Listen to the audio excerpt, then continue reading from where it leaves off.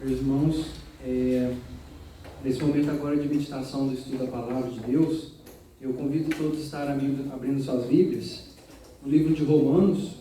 Sei que a gente estudou Romanos recentemente, mas se tem algo que nós aprendemos na caminhada da fé, é de que, por mais que a gente ouça a Palavra de Deus inúmeras vezes, nós estamos continuamente esquecendo dela.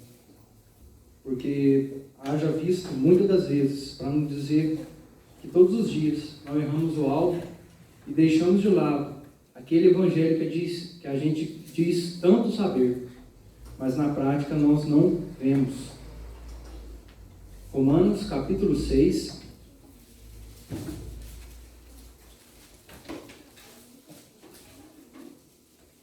Vamos estar lendo o capítulo todo. Romanos 6. Acompanhe a leitura do texto comigo. Que diremos, pois? Permaneceremos no pecado para que seja a graça mais abundante? De modo nenhum. Como viveremos ainda no pecado, nós, os que para ele morremos? Ou porventura, ignorais que todos nós, que fomos batizados em Cristo Jesus, fomos batizados na sua morte? Fomos, pois, sepultados com ele na morte pelo batismo, para que, como Cristo foi ressuscitado dentre os mortos, pela glória do Pai, assim também andemos nós em novidade de vida. Porque, se fomos unidos com ele na semelhança da sua morte, certamente o seremos também na semelhança da sua ressurreição.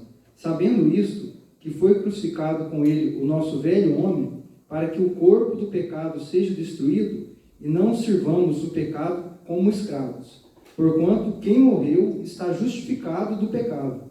Ora, se já morremos com Cristo, cremos que também com ele viveremos, sabedores de que, havendo Cristo ressuscitado dentre os mortos, já não morre. A morte já não tem domínio sobre ele. Pois quanto a ter morrido de uma só vez para sempre, morreu para o pecado. Mas, quanto a viver, vive para Deus. Assim também vós considerai-vos mortos para o pecado, mas vivos para Deus em Cristo Jesus. Não reine, portanto, o pecado em vosso corpo mortal, de maneira que obedeçais às paixões. Nem ofereçais cada um dos membros do seu corpo ao pecado, como instrumentos de iniquidade, mas oferecei-vos a Deus, como ressurreto dentre os mortos, e os vossos membros a Deus, como instrumentos de justiça. Porque o pecado não terá domínio sobre vós, pois não estáis debaixo da lei, e sim da graça. E daí? Havemos de pecar porque não estamos debaixo da lei, e sim da graça? De modo nenhum. Não sabeis que daquele a quem vós ofereceis como servos para a obediência, desse mesmo a quem obedeceis, sois servos, seja do pecado para a morte, ou da obediência para a justiça? Mas, graças a Deus, porque outrora escravos do pecado, contudo viestes a obedecer de coração a forma de doutrina a que fostes entregues, e, uma vez libertos do pecado, fostes feitos servos da justiça. Falo como homem por causa da fraqueza da vossa carne.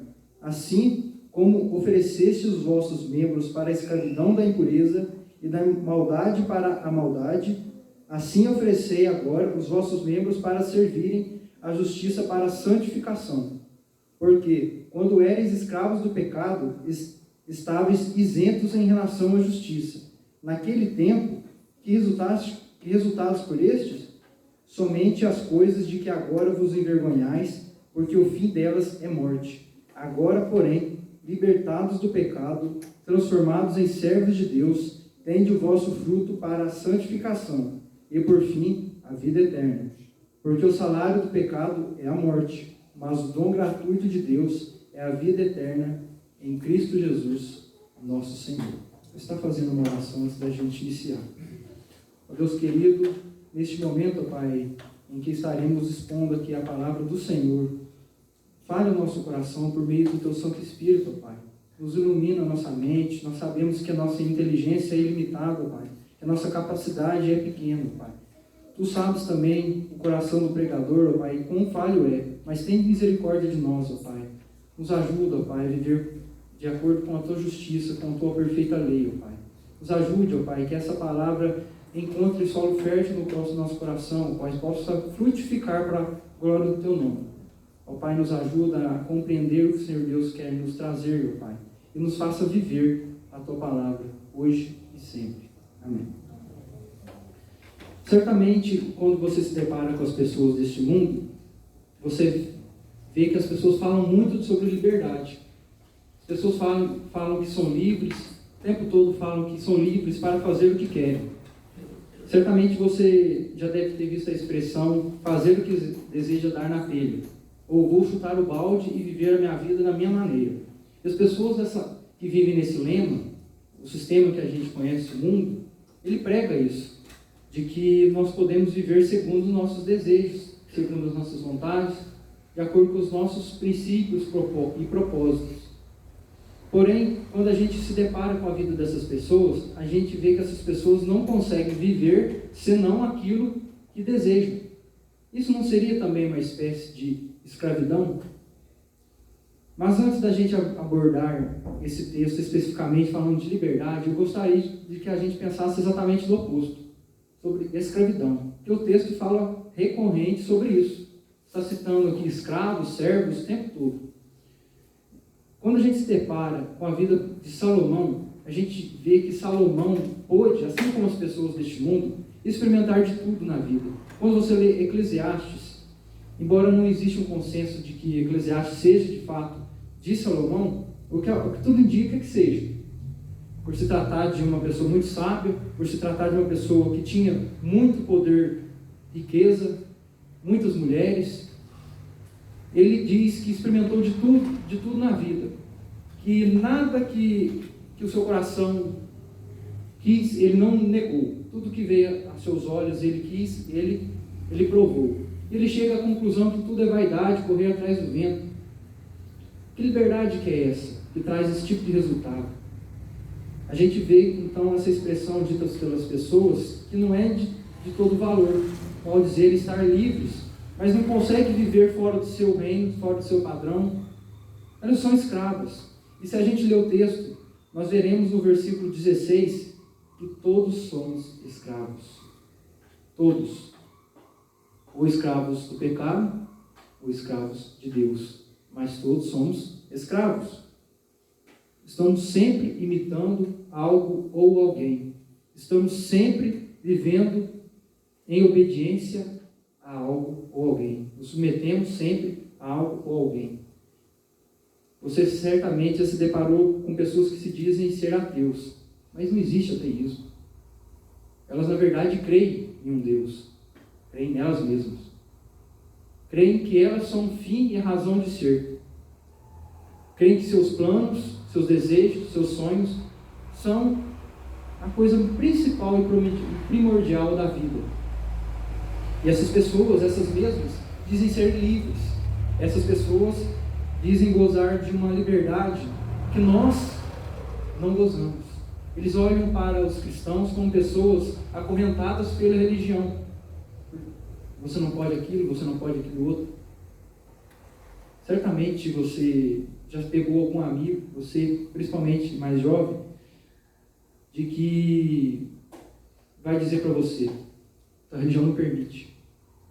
A religião não permite. Isso é uma falta de compreensão muito grande, mas é porque é uma pessoa que ainda não entendeu o que é a verdadeira liberdade. E é exatamente disso que a gente vai tratar hoje.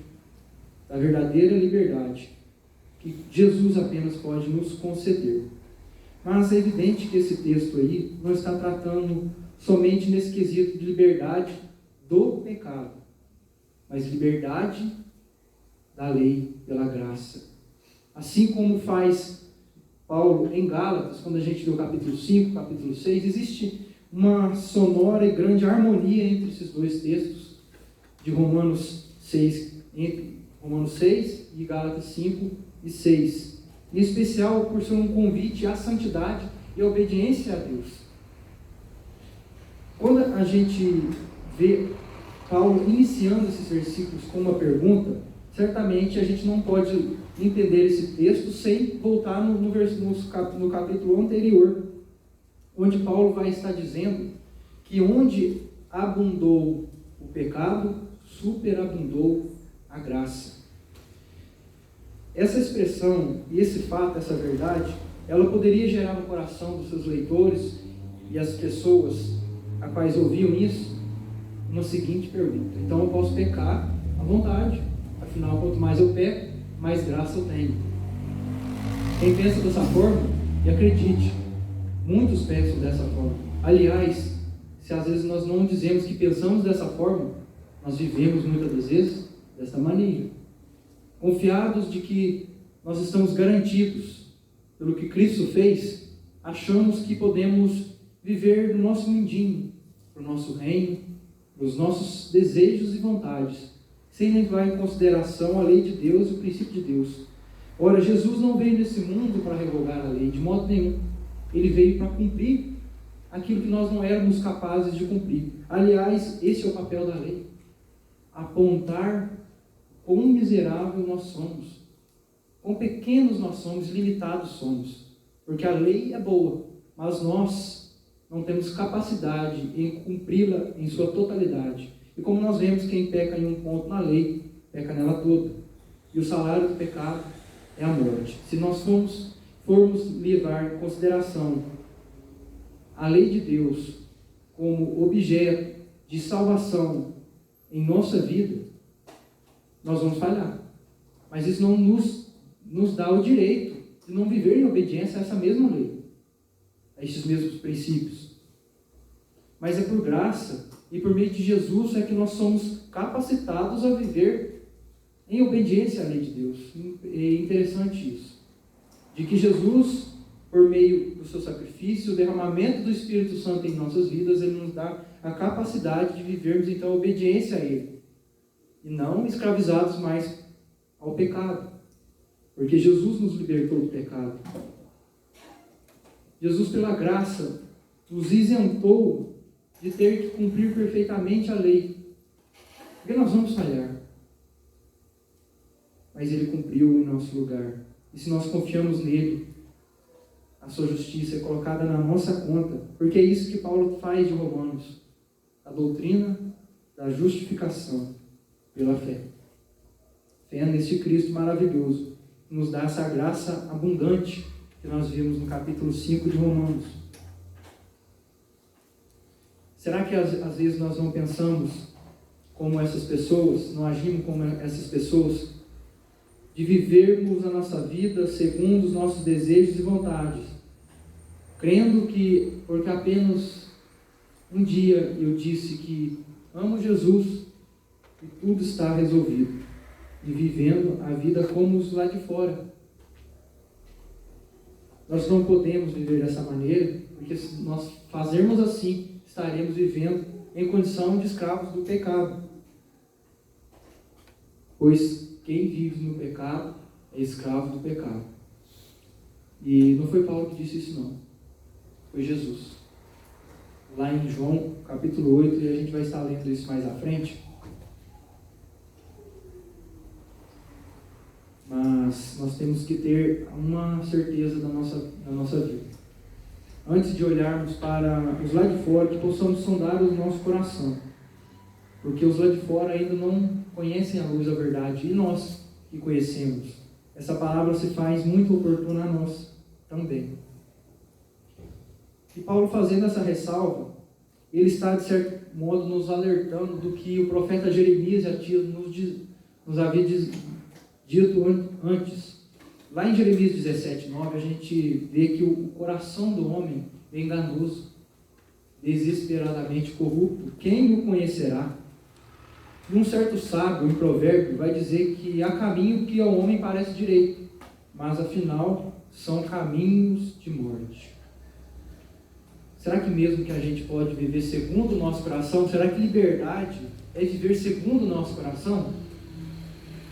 A Bíblia fala tanto em guardar o nosso coração, porque dele procede as fontes de vida, é para a gente ter um cuidado com o nosso coração. Em Romanos 1 nós vemos o efeito da queda. que a queda provocou na criação e em nós? Nós vemos que desde a queda de Adão e Eva no Éden, nosso coração se dobra continuamente ao pecado, à idolatria. Aliás, viver para si mesmo é idolatria.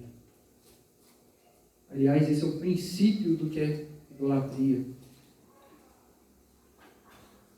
Mas Jesus, Ele nos convida, nos chama, e também trata sobre este assunto.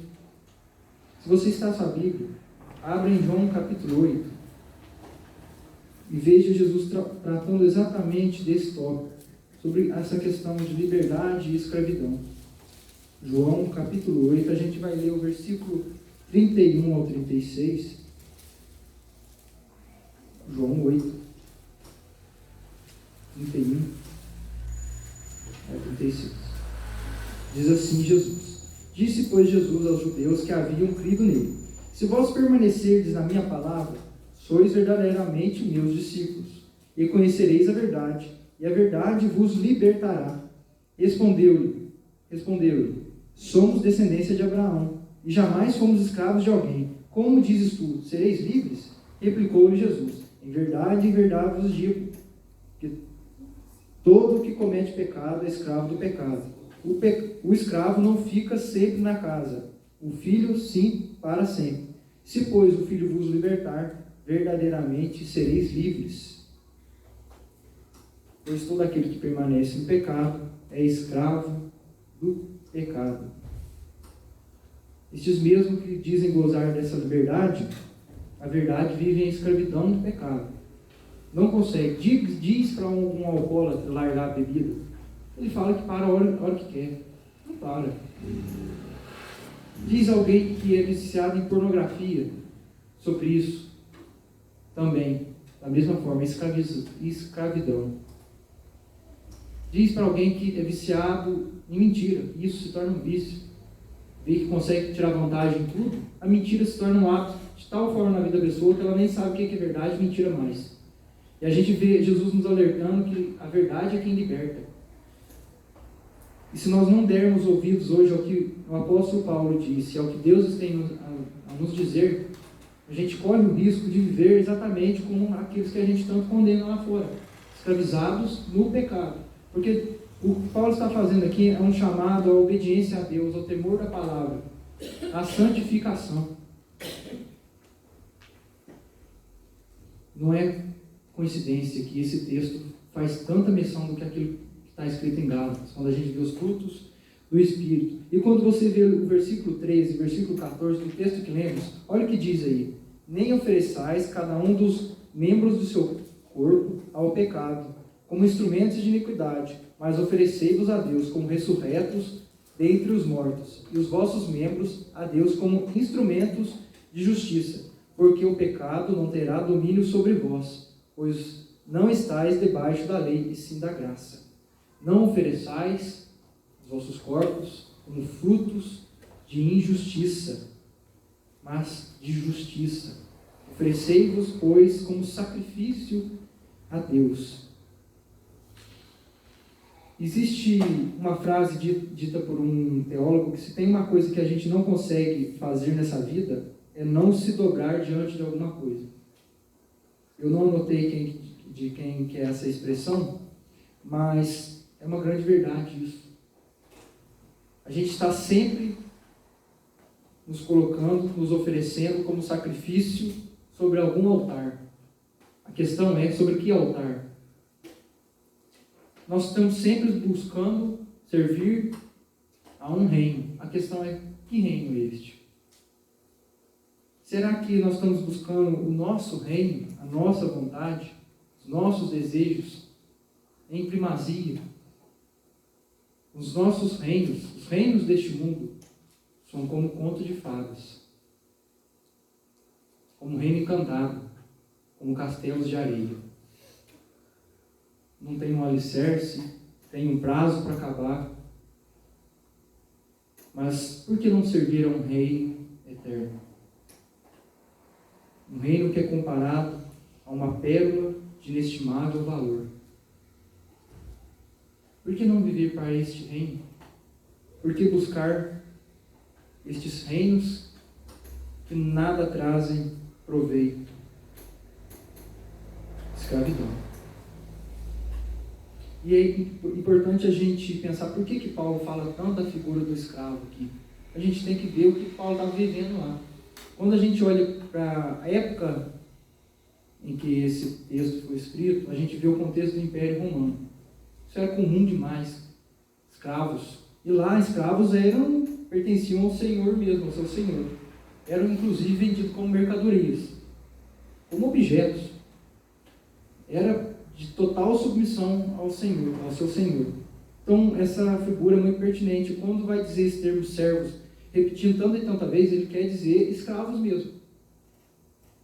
Ele quer dizer exatamente... Mas tem diferença entre servos e escravos? Os servos, de certa forma, têm algum tipo de autonomia. Não é isso que se trata nós com relação a Deus. Nós não temos autonomia. Porque nós somos comprados com sangue. Escravos de Cristo. Mas nós podemos entender que ser escravo de Cristo é, na verdade, a verdadeira liberdade. Porque somente Cristo consegue mudar o nosso interior e nos tirar as amarras do pecado, para que então nós possamos viver em obediência, em santidade. Somente Ele nos faz livre. Se você vive com algum problema de pecado que você vem lutando há anos, isso pode ser bem possível, recorra, se chegue confiadamente a Jesus, como a gente leu em Hebreus 4,16. Se chegue ao trono de graça, porque você tem hoje livre acesso por meio de Jesus. Não viva mais sob o domínio do pecado, como escravos do pecado. Nós vimos aqui que ninguém é livre. Todo mundo é escravo de alguma coisa. Todo mundo vive em prol de alguma coisa, sobre submissão e obediência a alguma coisa. E Romanos 1 mostra isso. O efeito da queda mostra exatamente isso que Adão e Eva fez, se não se prostrar diante do seu próprio desejo de ser igual a Deus. Isso é idolatria. Quando nós nos curvamos sobre alguma coisa que não é Deus, isso é idolatria.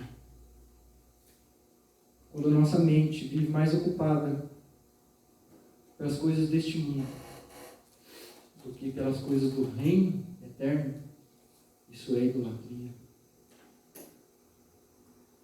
Isso certamente pode estar ferindo o seu coração, mas não espero algo diferente, não.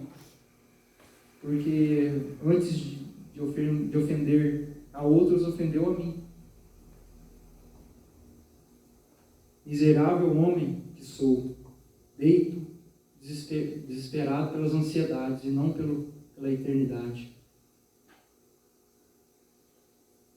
Que nós possamos ter como prioridade viver para o reino. Para o reino. Se nós nos dobrarmos diante de Cristo, se nós confiarmos nele e ele transformará o nosso coração, certamente ele nos trará uma obra útil a fazer. Mas a gente goza de uma posição de se assentar como reformados, como pessoas que entendem da palavra, e olharmos lá de fora e falar que eles estão vivendo a escravidão, quando às vezes a gente vive do mesmo jeito, da mesma maneira. O efeito da queda ocasiona em nós o egoísmo, um mundo centrado em nós, o antropocentrismo. Nós podemos perceber isso nos deslizes nossos no dia a dia. E se não fosse pela graça de Deus nos restringindo, como diria Paul Washer, em nosso estado não convertido, faríamos com que Hitler parecesse um coroinha. E engraçado que esses dias atrás eu estava vendo um documentário sobre a vida de Hitler. Afinal de contas, como que Hitler se tornou o que ele era? Por que ele fez o que ele fez? Eu vi um documentário e algo que nesse documentário eu achei muito interessante é o tratar da período da juventude de Hitler. Hitler não queria ser soldado ou algo do tipo, ele queria ser um artista. Ele tinha um certo desejo por se tornar um grande e renomado artista. Ele então atinge uma certa idade e vai para a Áustria, Viena, mais precisamente, e lá ele vai para uma escola de artes, Academia das Belas Artes, a mais renomada da época. E totalmente crente, confiante de que não fracassaria, de que certamente ele seria aprovado, pois o seu talento era inquestionável, segundo ele. Não era o que pensavam os professores lá da academia. Cheio de autoconfiança, cheio de sonhos, planos, desejos, mas ele, ao ouvir o não, a porta fechada, ele não reagiu de forma a buscar outras coisas, não. Ele ficou abatido, ficou deprimido, se fechou, não aceitou, dizia e pensava que se havia algum problema, não estaria nele, mas nos professores, e que isso era injusto, ele não merecia isso. Será que isso soa familiar a você? Será que esse tipo de comportamento soa familiar? Quantas vezes nós, como crianças birrentas, batemos o pé diante de Deus, sobre as portas fechadas, sobre o não de Deus, sobre a recusa de Deus em nos dar aquilo que a gente quer. Mas as frustrações e as decepções, muitas das vezes, são um método que Deus usa para dizer que a nossa vontade não é a dele. Muitas das vezes não é a dele. É por isso que Deus nos deixa mesmo dar com os burros na água, para ver até onde vai. Mas como uma figura interessante, desde a época do Êxodo, como o escravo recebia a carta de alforria, e a gente estuda isso quando a gente vê a escravidão no Brasil.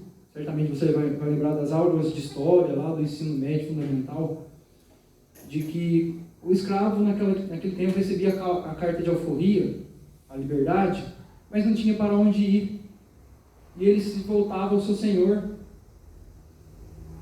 voltava e preferia ficar ali, servindo ele. De certa forma, assim somos nós. De certa forma, isso acontece conosco. Somos constrangidos pelo Evangelho de Deus, pela graça de Deus.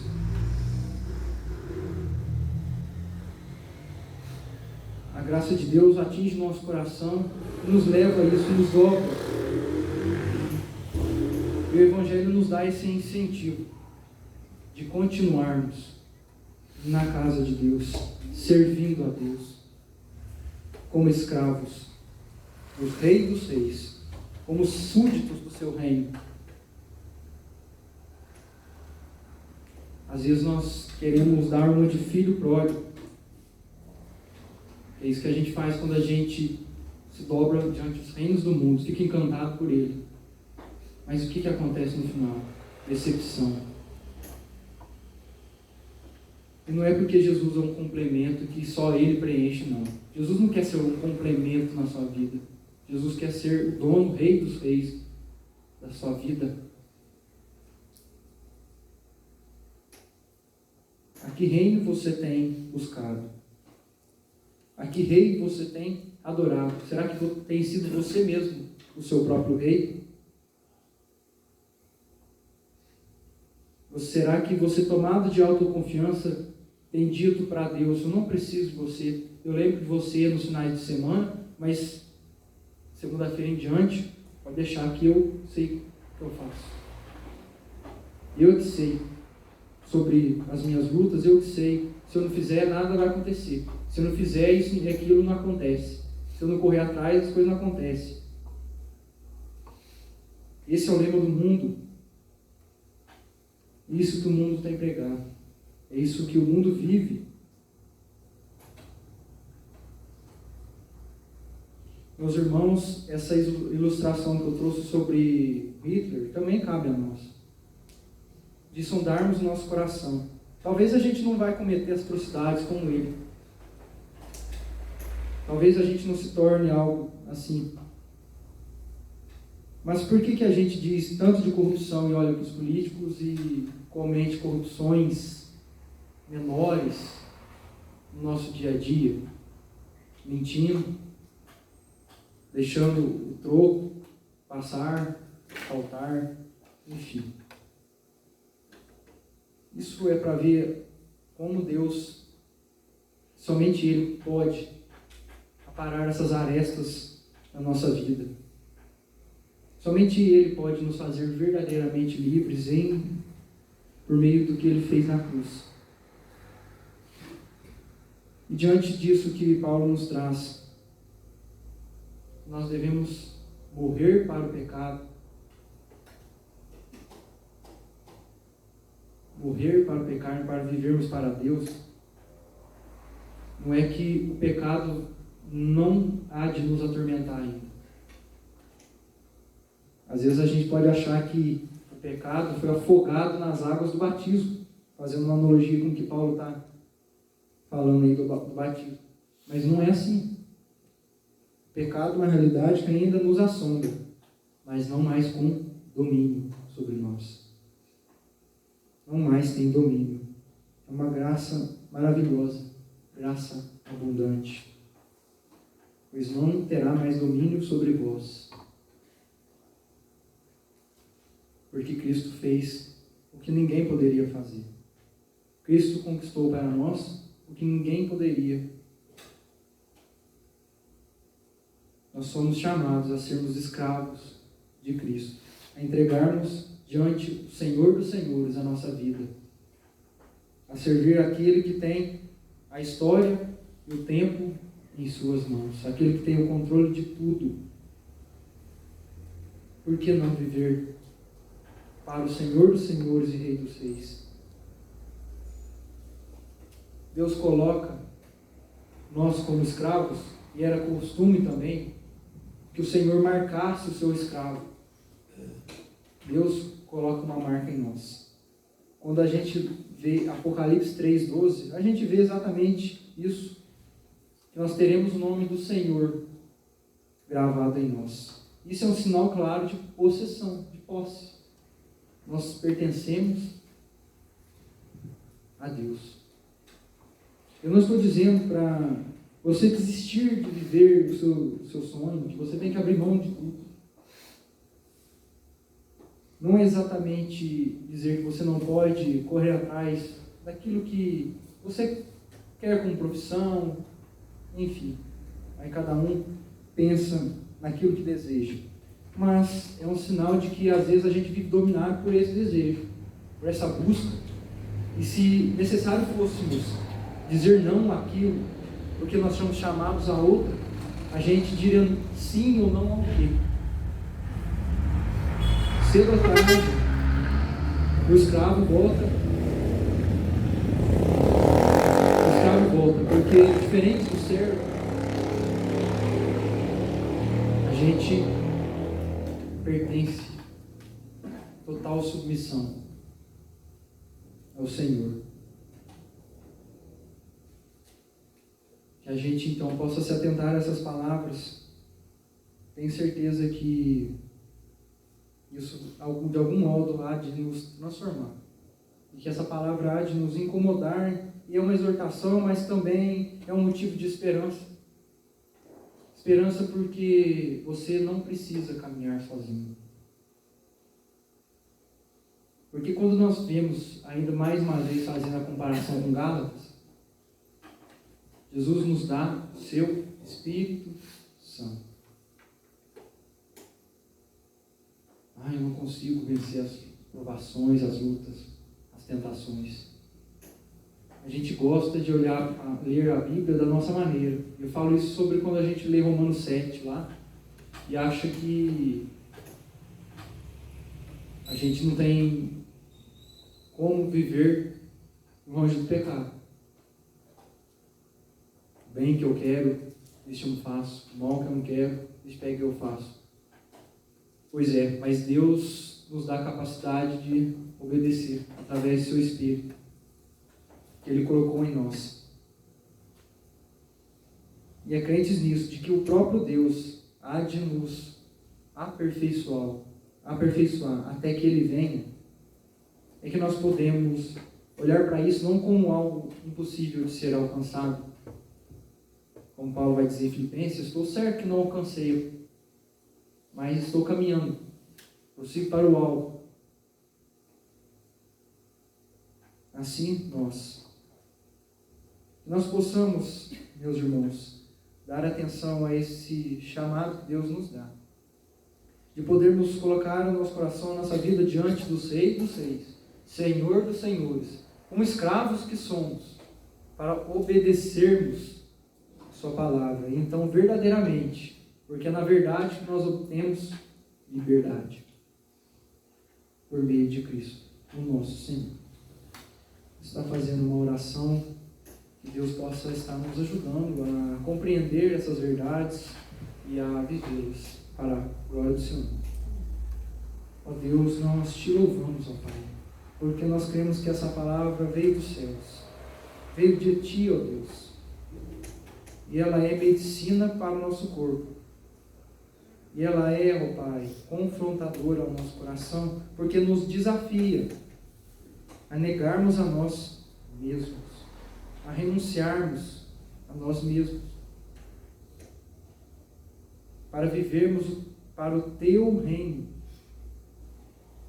Ó Pai, faz assim como o Senhor um dia fez com o apóstolo Paulo. Achar que tudo que aquilo antes era para nós ganho, como refúgio. Mas olharmos para o Teu reino como uma pérola de inestimável valor. Temos desejo por Ti. O Pai nos faz ter mais e mais desejo por Ti, para que o pecado, ó Pai, não faça mais sentido para nós. O Pai nos faz pesar do pecado, nos faz sensível, Deus, a voz do Teu Espírito que nos constrange ao arrependimento. Ó Pai, que essa palavra, ó Pai, incomode mesmo o nosso coração, mas ela traga também consolo e esperança que podemos confiar no Senhor, pela graça.